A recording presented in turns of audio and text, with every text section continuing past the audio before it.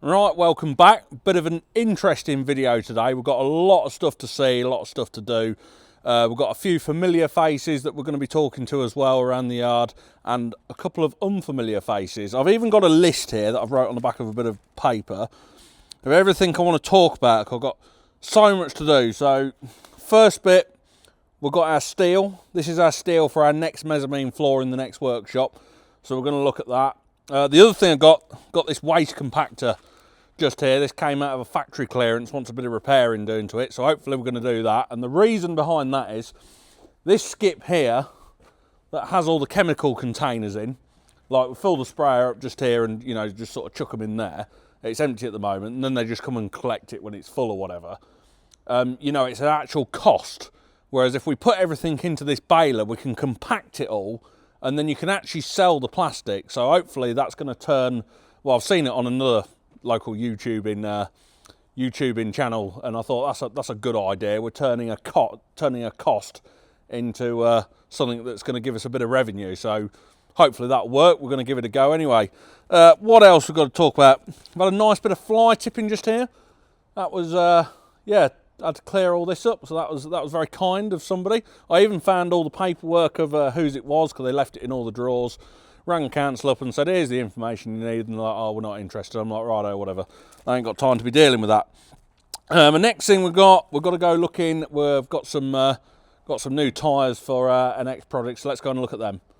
Liam's just backed this van in, and we've got our tyres now for our tractor restoration project that we've been on for the last few months. Obviously, we saw in some of the last videos we had it all painted, but these have been on order, and these are the original Goodyear diamond tyres, aren't they, that ADR now, well, they've produced for a while, but nobody knows that, do they? Yeah, well, with British Rubber now, we can get the Goodyear vintage in. So this is for your friend's Massey 35X, I believe. Yeah, it looks like we've got like 4 tyres here. Well, there's actually 2 sets of tyres, because the local sales rep, my tractor sales rep, he said, oh, I don't suppose you'd get me some for my Massey 35X. Yeah. And I said, well, you can, but they'll have to all come together. So that's what they've done. So that's why there's those 2 there are for the front of that one.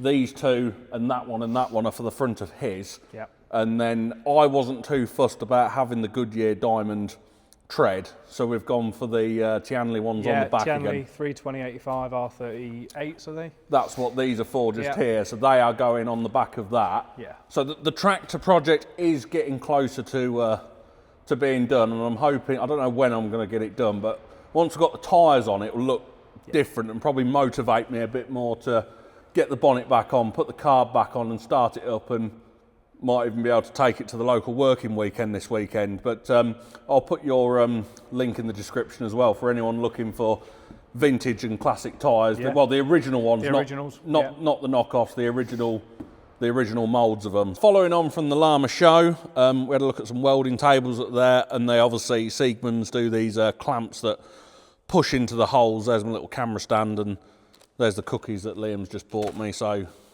I'll look even more fat than what I already have done. Still trying to lose a bit of weight, but anyway.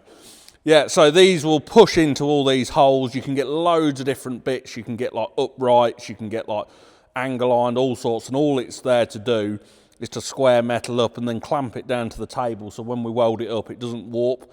So I thought we'll start off with these and see how we get on with them, and then in the future we could add bits and like maybe put a toolbox underneath or something, like a steel toolbox, to put them all in.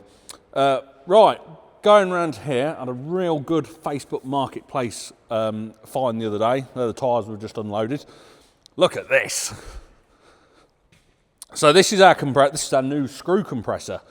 I found 2 on Facebook Marketplace, and yeah, they come out of a factory in Sheffield, and I don't think the bloke really knew what he was selling, because I've been looking around for these for a while, because we've been struggling. Our compressor, when you're cutting 25mm steel, it says, you know, low output pressure, because the compressor just can't keep up with the plasma cutter, even though it's quite a big compressor.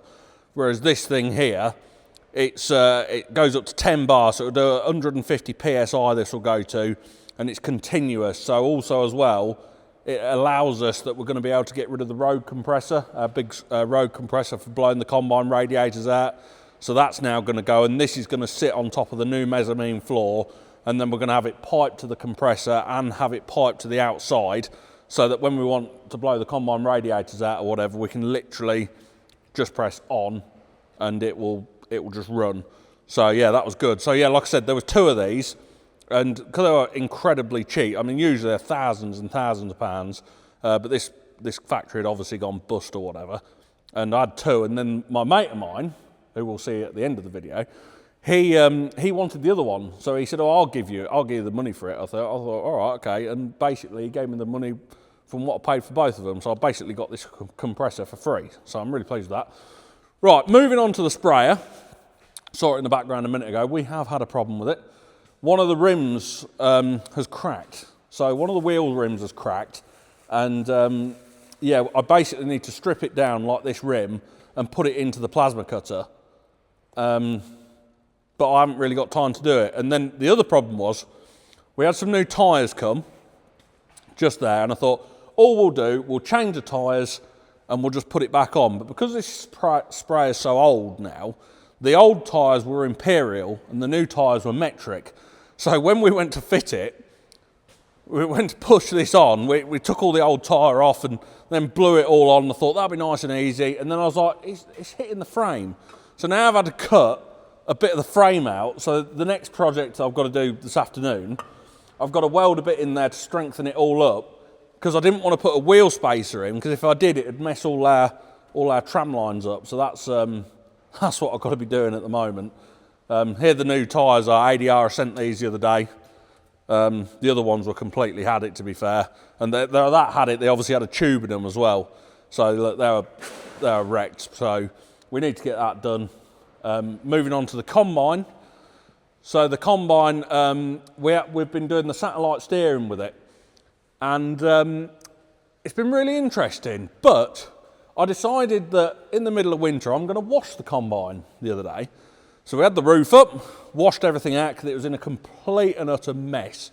And then I washed everything, got it all nice. I mean, I spent most good half the day washing everything down. As I backed it off the wash bay, I lost all drive, and I thought, oh no, I've washed something and it's got water in the electrics or something. And then my wife decides to come along and says, didn't even notice that this combine is completely hemorrhaging oil out the back there, like one of the main drive hydraulic lines had burst. Instead of saying to me there's oil going everywhere, she decided she wanted to come for a ride in the cab, and I got in and I said, I just can't figure out why this isn't going. Anyway, it was the main hydraulic pipe that had burst. So there was this pipe here that, that's what it had done. And then I had to get all the spill dry out and then clean it all up. And then I had to put all the combine, put all that back together, put all the new pipe on. And then I realised the whole entire engine bay was covered in oil. So I had to wash it all again. So I had to do 2 jobs. But I'm pleased it didn't happen in the middle of harvest, because that would have been pretty disastrous. That could have even started a fire. So we've probably saved ourselves there. Just recently as well, yesterday we had 2 guys come from Hungary, and they were quite interesting because they're doing a lot with the RTK satellite as well. So let's go and see what Belash has got to say. So if you remember, on our machines we've been putting Ag Open GPS, and we're going to be having a mess around with it.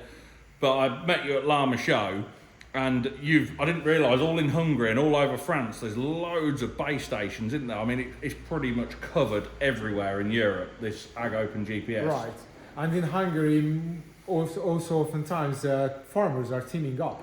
Oh, are they? More than one farmers team up to build up a base station because they are going to use it together. Yeah, okay. So it's taking off a bit more here in the UK at the moment, isn't it? But you were saying in your area where you're from, there's a lot of farmers using this sort of system? Right, pretty much. And some of the dealers are also recommending it because it just works so much well. That's interesting. That's really interesting. So, yeah, thank you very much for coming. And it was a pleasure meeting you. We've just been having a look round, and I just thought it was just interesting just to have a bit of a look at, other countries who have been doing it as well. And the Nordic countries, if you look around, there's dozens of bases also popping up in the Nordic countries, Norway, Finland. So it's getting very popular. Yeah. Very popular. The goal of the Centipede project is to provide free RTK for the whole world. Yeah, and that's what it's doing, isn't it?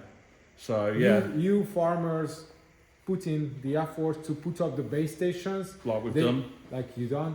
They give you the server for free. Yeah. You benefit of free RTK signal, and they also benefit from the data that the base station collects, because you can estimate the amount of water that's in the clouds from the signal. So they need the data. And they get that data for free. You get the RTK for free. It's a win-win for everyone. Yeah, it's working well. So that's what we're going to be doing soon. We're going to be testing our RTK steering on the combine, and yeah. So thanks to Belash and his mate for coming over there. Interesting guys. They're really interested in the old sprayer, taking videos of it, and going to show some of the people from Hungary, some of the farmers from Hungary, what we've got here. Who's this? Oh, it's his dad coming back from ploughing. We're going to be doing, getting ready to start drilling soon. So he's just been getting some of the ploughing done. One of the next things done, JCB there, one of them. We've been doing their Lola test, so we have an independent chap come out and inspect them every year to make sure the booms aren't cracked to the bushes. You know, have a good look round it, check everything. The one thing that we did find, one of the tyres is playing up on the front. I don't know why. It's making the machine sit offset even though the pressures are the same. So he noticed that, so we've got to look into that. It's not a failure, but we need to look into it. Cherry picker going out. We've got a shed to put up. I've just been out. I had some concrete delivered the other day, and we've been and put a shed up, so there's the finished result of that. That was only a quick one, just a quick job for a chap. One of the other things we've got, what else we've got here? We've got all this steel come. This is for one of my other little projects. This is going to be for my mobile workshop. So this is this bit of checker plate here. We're going to have like a attachment that goes on the front of the JCB. It's going to have a compressor on it with an engine, and then it's going to have all its oil, like not big amounts of oil, like 20 litres, and a toolbox. And it's going to be like a self-sufficient workshop. So say if we have a breakdown in the field, and you know sometimes you haven't got the tools, it'd be easy to just come hook up to this with a JCB, take it somewhere. Say if the combine breaks down in the middle of a field, we can just drive up to it and lift like the whole tool. Well, it's going to be like a mobile workshop where we just lift it up to the top of the combine, and then we've got everything there we need, because yeah, it just make it easy. And then when we're not using it, we can build like a bracket up in the roof so we can put it up there so it's out of the way, and all that. What we've got next is the roof lights. We've been struggling. There's no roof lights in here, but over the other side, you know, these roof lights, they sort of go brittle over time, and then they sort of break. Like the wind, it goes like that and breaks them. And at Lama Show, I think I found a solution to our problem. So let's go and see what's going on there. Callum's come down to see me, met him at the Lama Show, and I was really impressed by this product you've got here. I've got a picture of it just here of the whole roof being done. And it was a product that I thought, this is going to be good. So we've got 8 of these roof lights. And what they are, you can actually walk on them, can't you? Because they're very strong. Yeah. So compared to a standard skylight that you'd be straight through if you put your foot on it, you still want to stay to a purlin when you're installing it. But yeah, if you put your foot on that, you're going to stay on the roof rather than ending up on the floor. The problem we have here is when the roof lights get old, it gets quite windy and they end up blowing out and smashing. Whereas they're like triple layered honeycombs. Yeah, so the triple layered sheet, polycarbonate with a UV protection layer. So your old sheets that would go yellow and brittle because of the UV. Yes. This doesn't happen. So they've been on Europe for 30 odd years now and still absolutely fine. Where are these made then? These are made in Italy. Oh, okay. And then he's not a salesman, he's a shed builder. I just met him. Basically 5 years ago or so, I saw a YouTube video of these featured, contacted the guys who sell it, and says, I want to start putting these on the buildings that we're putting up, basically, because I think it's a far superior product to other things that are on the market. So they're actually tested then? Yeah, so they're drop tested and everything. So actually in the Republic of Ireland, they've had to be for the grants. Oh, okay. So they are actually a legit product, basically. Okay, and you reckon they're self-cleaning as well? Yeah, so because they're so smooth, like the old traditional like fiberglass ones. They got like quite rough, aren't they? So the fiberglass ones are better because they don't go as brittle. Yeah. But then they get the moss build up on them because they've got that sort of little rid effect on them. Okay. So what we're planning on doing, we're going to put 4 in this workshop. As you can see through there, where I sometimes do some filming, it's quite dark, and then when these lights are on, you get a bit of a glare on the camera. Yep. So what I'm going to do, I'm going to put 4 in here, and I'm going to put 4 on the pit, and because this is low level, so we can easily get to this in the cherry picker without having to net it all and everything. Well, the other beauty of it is compared to a standard sheet is how light it is. So they only weigh 2 kilos a metre. So compared to lifting, if you've got a damaged sheet and you normally do it as an asbestos sheet that needs replacing with fibre cement or something, you can put these in the same profile as a big 6. So you can just, if you've got a random sheet that's cracked, you can just put that in. Doesn't matter if it wasn't a skylight in the first place, and it's a lot lighter to install it. And they've got aluminium in as well for the heat reflectors. So there's an aluminium pigment when they extrude the plastic, so it reflects the heat. There's different levels of aluminium that they can put in it, but that also then affects the amount of light that comes through. So this is about the perfect compromise, basically. It's like tinted, isn't it? When you look through it from the other side, as you can see from that picture we had looked at a minute ago, you can see you could near enough see through it, because one of the problems that people had years ago was like skylights were heating cattle sheds up, weren't they? So the product was really designed for cattle buildings and things like that, and there's a lot of benefits for the actual cattle. But there's equally a lot of benefits for people. Like in workshops, we do a lot of workshops with them, purely because you're not stood in your own light. Like, you've got some nice high bays in here, but if you were stood there and you're trying to work on something, you're going to be stood in your own light, whereas that, you know, you're not needing the light switched on during the daytime if you've got that in your roof. And the best part about it is they're the same price as normal roof lights near enough, aren't they? And the other thing with them is they don't condensate. Because they're triple layered, you get that thermal break. So compared to a lot of people would put like an anti-con tin on a workshop and things like that, they're actually cheaper than an anti-con sheet. How much are they a metre? Do you do it in metres? For a skylight replacement, you're looking at about £11.50 a metre. £11.50, that is cheap. And then we do a heavier duty one. So this is a 2 kilo a metre. Then we do one with 10% more plastic in, which I would recommend personally. If I'm quoting a building, I'm putting the heavier duty stuff on it, and that's another £1 a metre, so that's £12.50 a metre. And you're selling these as well. That's why, you know, you're not only putting buildings up, you're selling these as well. So we a lot of shed builders will get a lot of can you adjust, and we've had problems with skylights, so we'll keep these sizes, which is like 2.9 metre, which is a standard skylight size, in the yard, just for like yourself today. You've rung me up saying, can you bring us some down? We've got some skylights that need replacing. We've got them there ready to go. But equally, on if you were doing a bay in there replacement type thing, you were going to say, or a new build, we can do any length up to 6.4 metres. So you've got a lot less overlaps. The other thing with these, if you're doing a full roof, you don't need to mitre them like you would do with a fibre cement. You always have to cut them, which is a pain.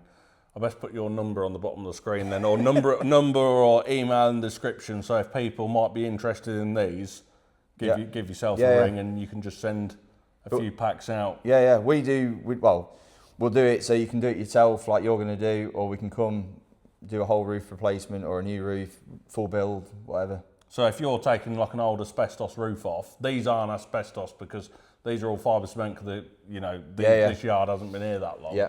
So we wouldn't have to worry about those regulations. But if you're like an old building, you had to take it all off and replace it with these, would it be cheaper?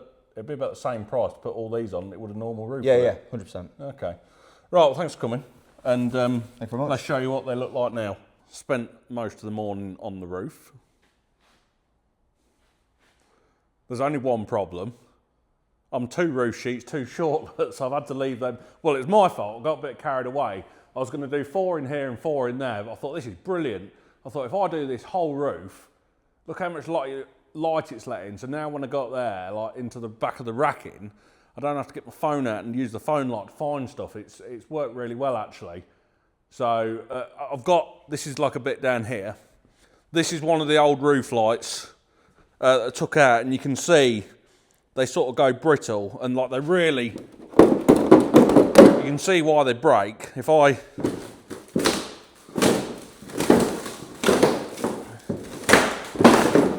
That's how people fall through roofs, because they stand on there. If I walk on there, look. So yeah, we're gonna need to just give it a bit of a test. I don't know if I've still got I don't know where it is, my little temperature thing. I want to make sure that we're doing the right thing before we do.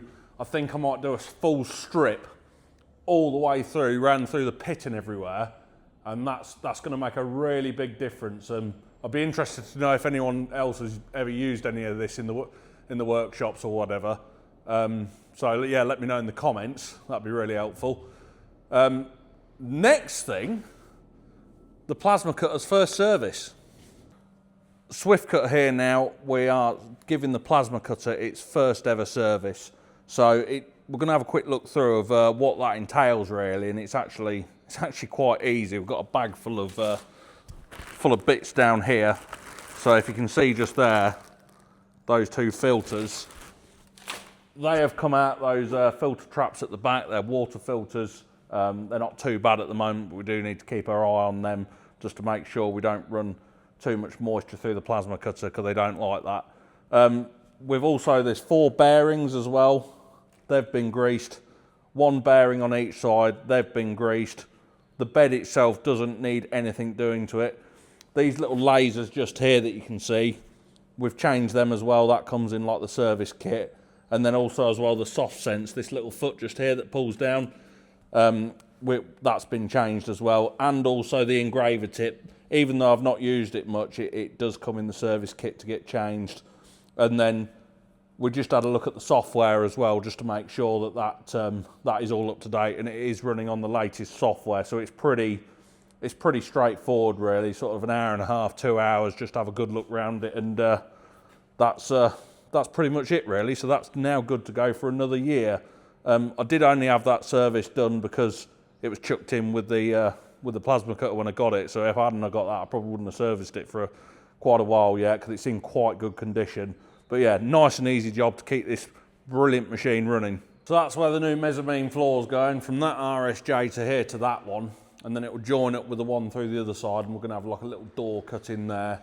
And I've got a bloke coming soon to pick up some of this old still equipment, because every time you go to it, you either got to go get some petrol and or try and start it, and it never starts. And I've actually sold a lot of the old still equipment, like the backpack leaf blowers. I'm going to get because the old still stuff's worth quite good money still.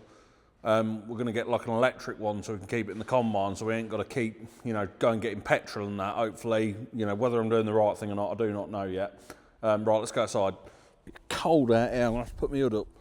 Oh. Anyway, this is the extension we've been doing. So last week we welded all the steel up, got all that sorted, painted it all, whatever else, and then we've lifted that side up with a JCB, got all that set in. The total station did its job because it fitted perfectly. And then over this side up here, we just had to mag drill some cleats out and get all that ready, and then I've welded all them up so that will hold the purl in, so they're all been welded up in the roof. And then we literally just flew that up, just put the wood in, got the roof on. I'm missing the gutter. It's been raining quite a lot, so that'll be another job. We'll put the gutter up, and I've got to get tidied out under here yet, but I haven't really got time to do it at the moment, so that's one of the next jobs.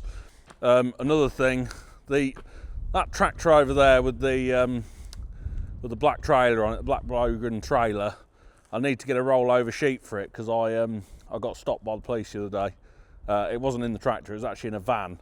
I was in my van, been and fixed a gate post. They pulled me over, they actually pulled me over for not having a seatbelt on. And he said, oh yeah, just a warning or whatever.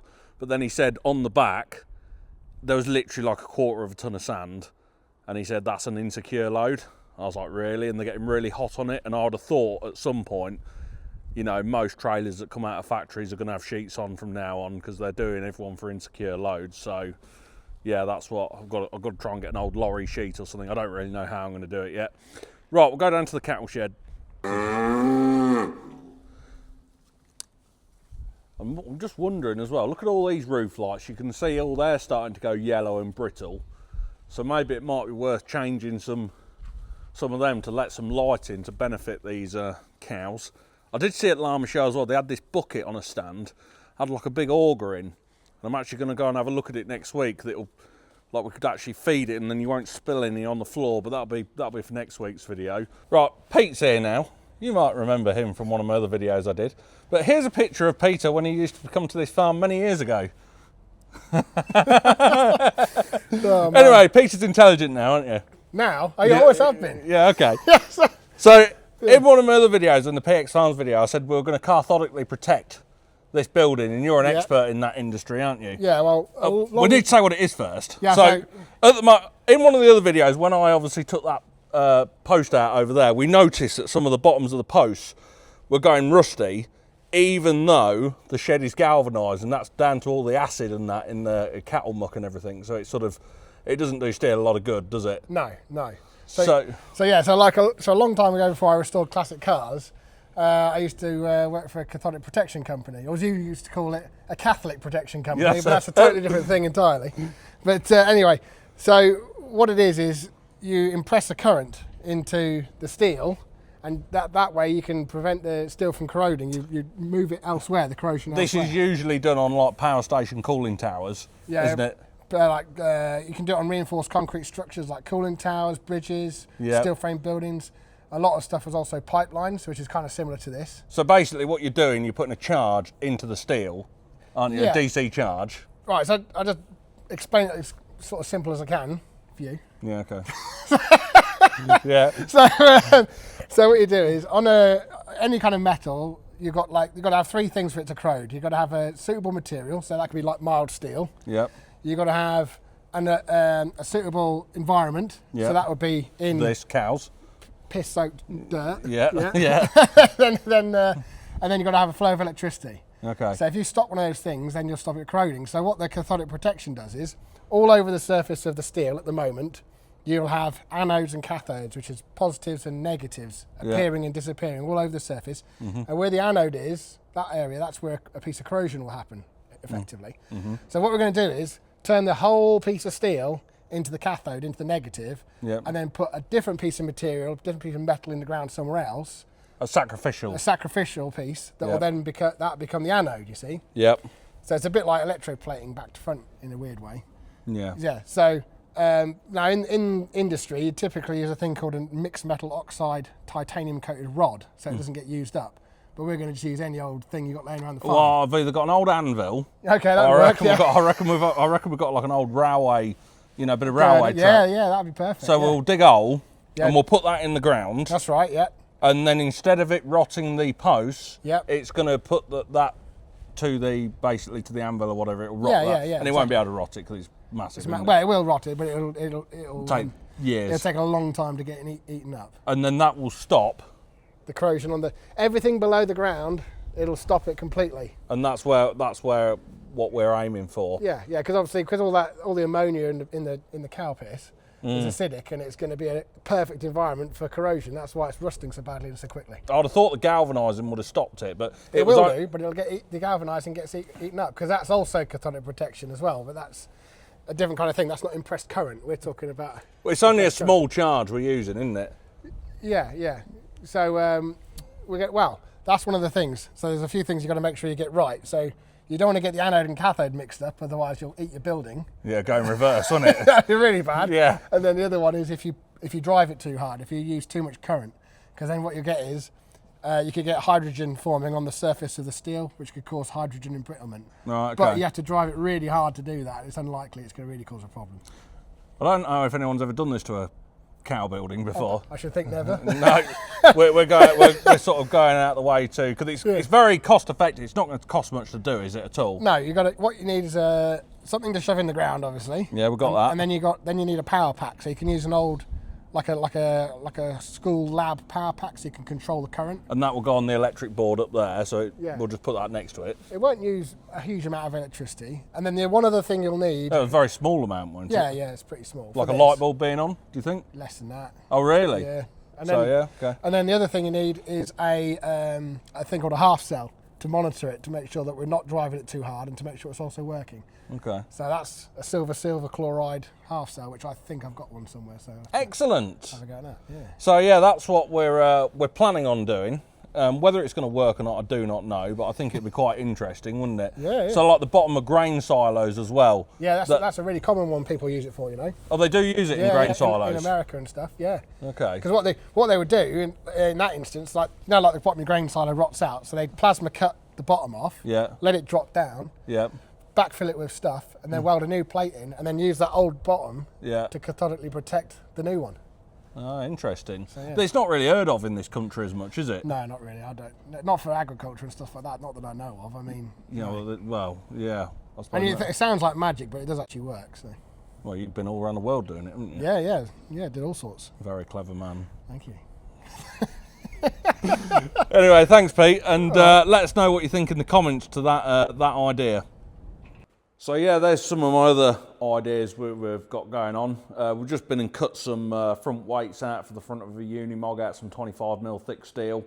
One of the things we did as well whilst it was being serviced, it was sort of limited to 25mm steel. And what they do that because the waterbed is only sort of about that deep, and if you sort of up it, the plasma can end up blowing a hole through the bottom. So if we do get a bigger table, it'll have a deeper water bed. But we have overridden it and rewritten the program, so now we'll go up to 30 and 35mm thick with this one, and if we do get a bigger one, we'll be going up to 50mm, and then because it'll be a bigger plasma cutter as well, we'll put a handheld torch on that, which will do about 80 to 100mm thick, which is, well, I just want to have a go with it. I want to get like a car engine and just blow a hole through it. But yeah, one of the other things, one of the last things, someone rang me in, they bought a double-deckered bus, taking it down a farm track, and it slipped off this farm track, so we had to go recover that.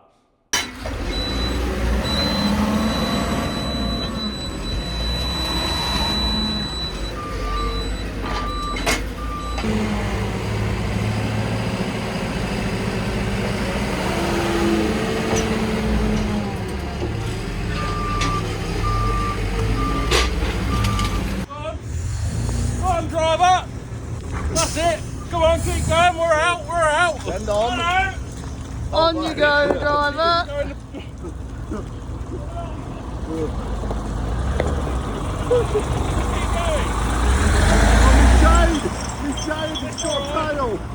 So if you've enjoyed that update, give us a comment. Thanks for everyone at Llama Show. Come and say hello.